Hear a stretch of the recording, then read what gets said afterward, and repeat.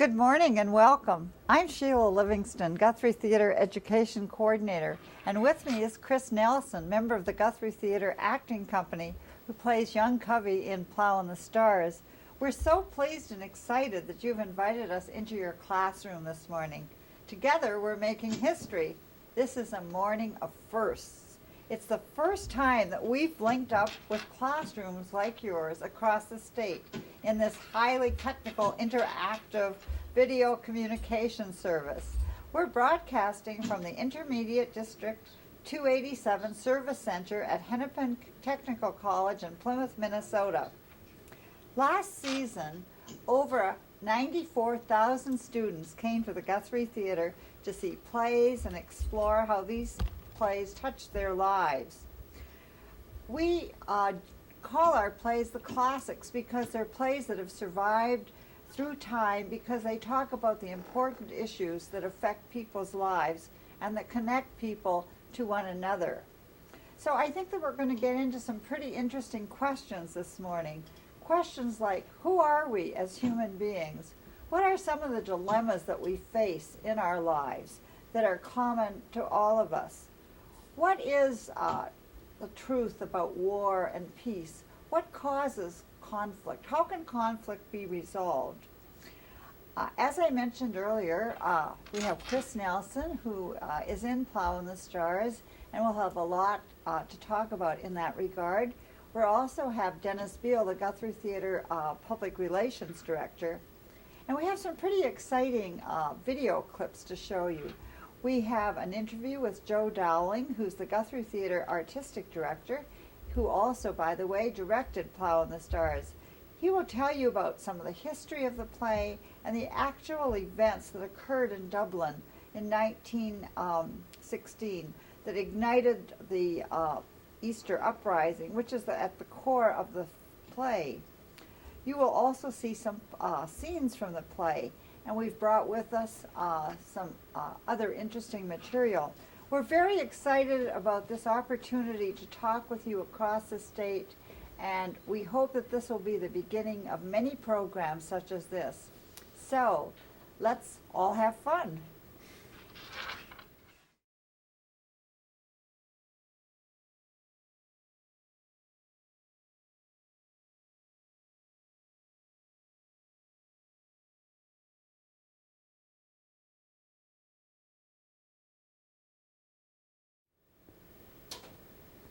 Hi, we're back now with Chris Nelson, one of the actors in the show, and the Plough and the Stars, as you've heard from the interview just preceding with the director and artistic director of the Guthrie Theatre, Joe Dowling, is really an exciting play that derives from the uprising of 1916 in Dublin.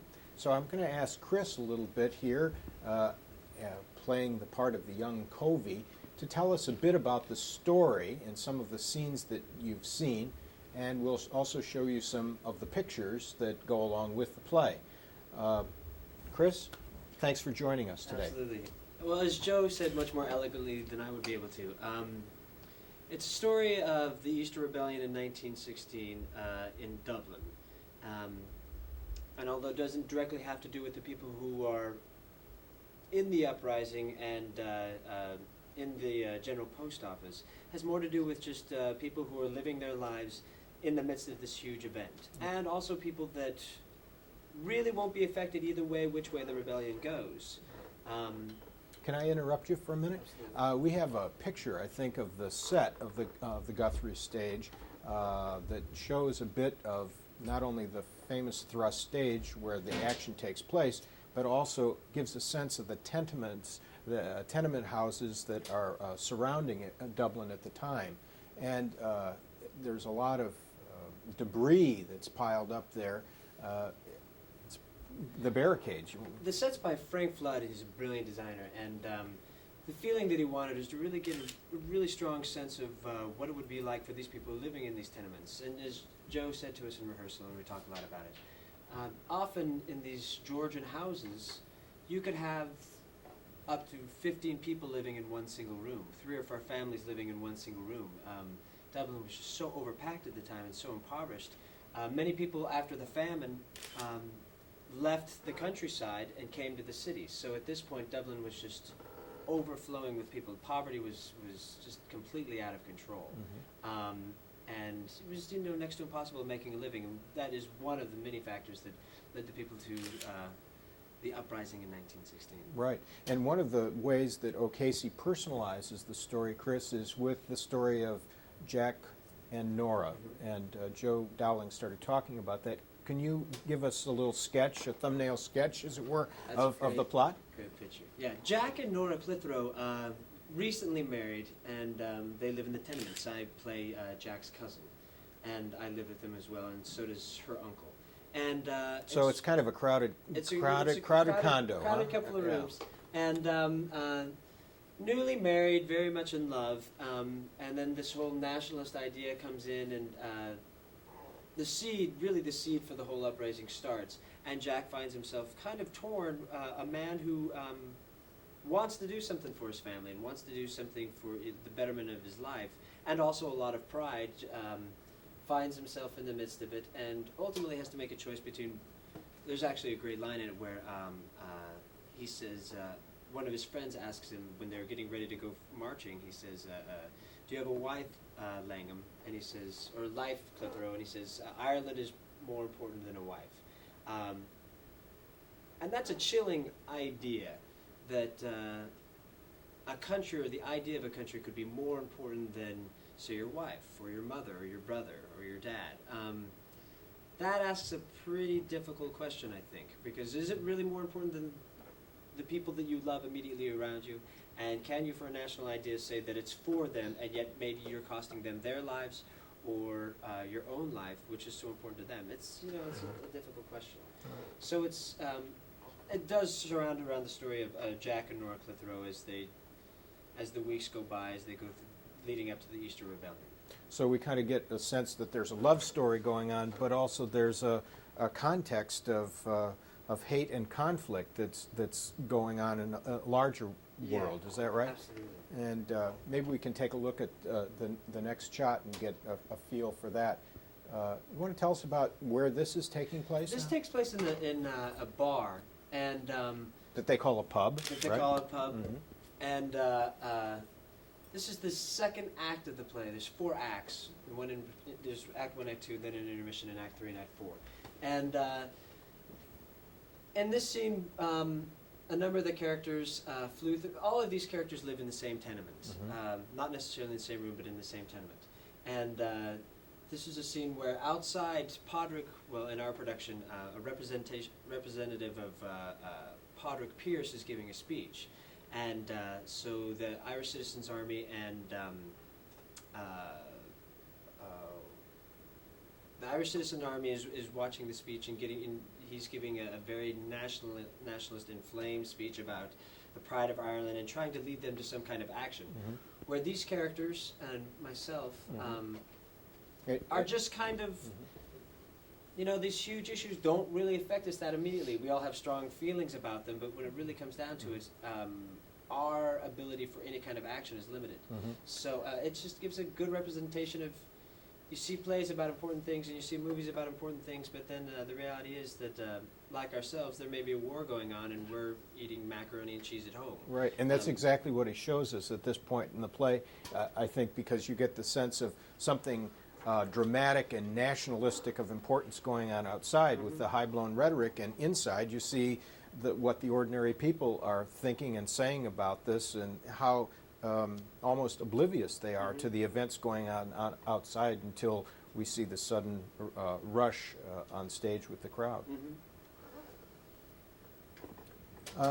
I just wonder at this point if, let's take a look at this. We see a shot here from the play that happens a little later. On the left, this is Nora, right? On the left of the screen. Yeah. And you want to tell us about what's happening here? Well, yeah, I don't want to. This is such a great opportunity to be able to do this, and I don't want to keep blathering on about the play. Some of you are probably familiar with it, And maybe and some have had an opportunity to see it, and maybe some of you will have an opportunity to see it. This is just from later in the play when the rebellion is actually happening. But I would definitely like to have a chance to hear what other people are thinking or responses to what they're seeing. Great. Because that's the great thing about this kind of... Let's go ahead and do that right now. Here's your chance to ask some questions of Chris and Sheila and Jackie and the student mentors that are here, and a chance for us to do a little sharing. And are there any questions out there that we can take? We'd like you to identify the site that you're speaking from first, and then second, pop away with that question. Has anybody seen the play? It's okay if you haven't. Okay, we're getting some some heads that are saying no. What about, you have a question for Chris as an actor in the play? What is it like to create this performance? Or maybe what his background is? Well, I'll go ahead and ask that. Maybe I'll get the ball started here. Chris, you went to high school. I went to high school. What were you interested in? Stay in school. What, you stay in school. Okay, what were you interested in? What was your background that led you to become an actor? When I was in high school, I did a couple of plays in high school. I was interested in a lot of things, music and really a lot of different things. Didn't really have any idea I wanted to go into theater as a career until the end of high school when I was going into college. Mm-hmm. I was looking into a lot of different things, auditioned for an acting program, got a small scholarship and got the opportunity to do that, and then from there on, just really looked for places that I wanted to work and doing the kind of work that I want to do. The kind of theater I wanted to do, I always thought of the Guthrie, I always wanted to be there. Well, So- why this theater? Why the Guthrie? Why was that important for you? It's got a huge history. It's got a great history. It's it's based in a man who really loved doing theater, who loved his job, and that's such a huge thing, I think. And I met Joe in Washington D.C. at the Shakespeare Theater. Joe Dowling. Joe Dowling. Mm-hmm. And there's a man who loves his job, and I liked working with him.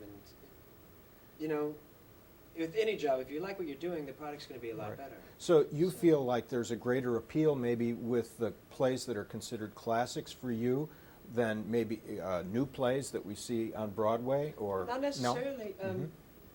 This is what I'm interested in right now. No? Mhm. There's room for so many different kinds of theater, and I think it can be dangerous when you start to limit yourself of what you think is Mhm. the right kind of theater, the kind of theater for you. Mhm. But right now, I'm really enjoying doing the classics. Okay. And you've been with the Guthrie Company for several seasons now. About 3 seasons. Mhm. And what's that like, to be working with a same group or a nucleus of people from one season to another? It's great, but there's always new people coming in. People like Milo Shea is a great actor.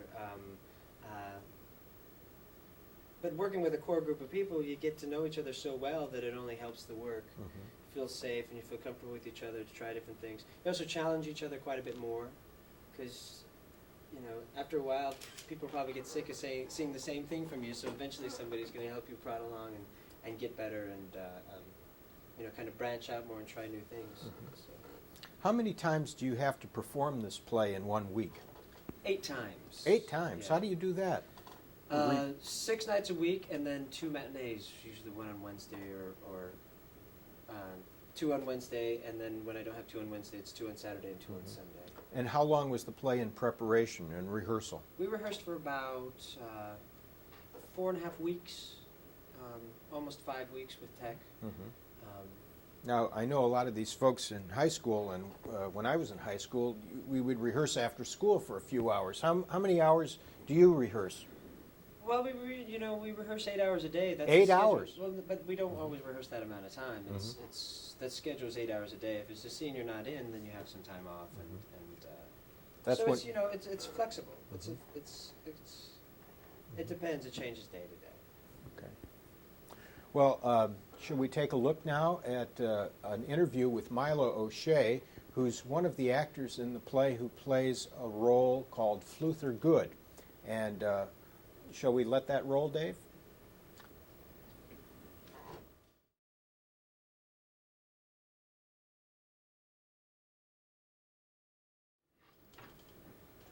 Okay, so we're back to ask you if you have any questions that you'd like to pose to us today about the Plough and the Stars, or about being an actor. Chris Nelson's with us. I wonder if there's anyone that has any questions. Well, I have a question. Okay. I'm here at the 287 building. My name's Angela, and I've worked on a few different shows around the Twin Cities and at my school, and I've always done technical work, and so I was wondering, as an actor, doing a show that runs for a month and you do 8 shows a week, how do you keep it fresh? How do you last through the end of the show without losing like your passion and losing the emotion and losing the intensity of the show? Because I'm sure, I mean, I know watching a show at my high school for 2 weeks, you know, by the end of the week, I'm like, oh, when is this over? Mm-hmm. I mean, I can't imagine doing it, you know, 8 times a week for an entire month. Mm-hmm. I think that it's different for everybody, but I think that really happens in rehearsal. That when you're dealing with the situations and trying to imagine yourself in some of these situations, some of the images you use, what emotionally strikes you. There's one, actually my brother and my sister-in-law are both in this play as well. And they go through a tremendous amount of hardship in this play. And there's one moment where I have to watch Shelley go through a very, very difficult moment. And that's easier because it's my sister-in-law, and it's easy to imagine yourself in that kind of situation. But in general, it's just making sure that you connect yourself enough with that character and realize that what he has to say is important enough that you really are a representative of a human being that a lot of people might relate to. And it's an obligation that if you really got to make the foundation for that, and then the run doesn't seem so difficult because you have a lot of people watching. So that desire to represent this person in a dignified way usually lays the foundation for that kind of thing. Don't you think too, Chris, that an audience makes a difference? We haven't talked about that other part of theater, which is the audience, and the audience response and their involvement. And I think particularly at the Guthrie, where there is nothing separating the audience from the action on stage, that the connection between actor and audience is a very strong one. And I think that the audience helps to keep a play very fresh and very alive and intensive, because for each of them, it's a new experience. And I think that their response ignites the artist. Absolutely. Absolutely. Great. Well, It'd be interesting to hear what some of the students Yeah. think around the stage. It's so much fun seeing different people, and how it'd be interesting to know how you all feel about theater and live theater. do we have any comments out there? Prior Lake, we have a question for you. Great, Prior Lake. Ask ahead. Okay. All right. This is for Chris, is it? Yeah. All right. Well, being from the United States of Britain myself, this is a bit of nationalism speaking, but I would like to know if historically you have learned anything from being in this play. Oh, a tremendous amount. Having people like Milo O'Shea and Rosaline and working with Joe, I think if you try to do a play like this and you don't really learn you don't get a strong sense of what it's like to be from that country, you'd be doing a big misjustice to it. So, learn a lot about the relationship between all the different ideas that are going on within Ireland and their relationship to the English. It's not just as easy to say this side is right and this side is wrong, or this side's being the bad guy and this side's being the good guy. It's complicated. It's about a lot of different human beings in the midst of it. So a lot of ideas a lot of those ideas within the play have become much more clear to me, and make me look at the difficulty they're having now in Northern Ireland. It makes me look at that a lot differently.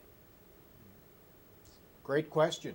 Is there someone else there that has a question? Yes, we have another question. Yes, I have a question. And what's your name? Who are you? It's Chasey. So, All right. right. Obviously, O'Casey was able to successfully. I can't handle the feedback. Go ahead. He was able to balance tragedy and comedy. As an actor, what Well, I think I think that's a great question, and I think that the great thing about O'Casey is that I think with tragedy and comedy, you have to play comedy seriously. If somebody sees you trying to be funny, it's not funny. So the writing is so great, and what's funny about comedy is that somebody is taking a situation that's ludicrous seriously. So you just got to play it as a straight human being and be as straight with it as you possibly can. And because O'Casey's so brilliant at what he does, the writing is what ends up making it funny. You can't disrespect the person as a human being, the character as a human being, or it wouldn't be funny. So it's really the writing. It's just great writing. Great question. Anybody else there have a question? We're running out of time. Go ahead. Oh, Whoop. oh shoot. We just lost it, and we're going to hang on here for a minute. We had to extend the call, and the only way to extend it was put in another bridge. So I should have actually scheduled it to 12:30, just knowing. okay, This is it's so interesting when we keep going. Are we back? okay. He's connecting right They'll now. have to dial back up. Coming right back. We'll see if it works or not. That's a good question. Yeah, it's a very good question. We did lose a few sites that probably the students might have had to go somewhere by noon. So I did see a few sign off, but It's a great concept. yeah, as you can see now, Yeah. with getting the interactive and Uh-huh. knowing that if we get a number of sites, we'll get some really nice discussions going. So is there a final question out there?